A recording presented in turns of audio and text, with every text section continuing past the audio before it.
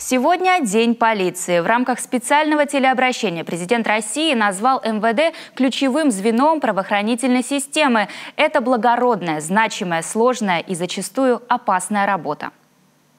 И сегодня хотел бы особо поздравить уважаемых ветеранов, пожелать вам крепкого здоровья, вновь поблагодарить за верность профессиональному долгу, за искреннюю готовность делиться своим уникальным опытом, воспитывать на личном примере молодых сотрудников.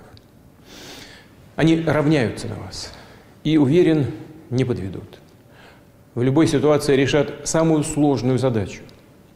Мы видим это сегодня, когда сотрудники МВД четко, решительно действуют в непростых, неординарных условиях, связанных с угрозой эпидемии коронавируса. Обеспечивают общественный порядок, вносят свой вклад в реализацию важнейших неотложных мер, призванных защитить жизнь и безопасность наших граждан. И, конечно, ни на секунду не прерывается ваша повседневная работа, направленная на решительную борьбу с терроризмом и экстремизмом, наркоторговлей, организованной преступностью, коррупцией. Наращивается противодействие таким новым угрозам, как киберпреступность.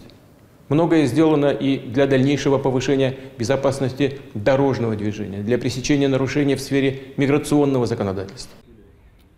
Владимир Путин призвал и впредь действовать решительно и принципиально в интересах граждан и всей страны, добиваться справедливого наказания для тех, кто приступил закон, активнее заниматься профилактикой правонарушений и особенно в молодежной подростковой среде.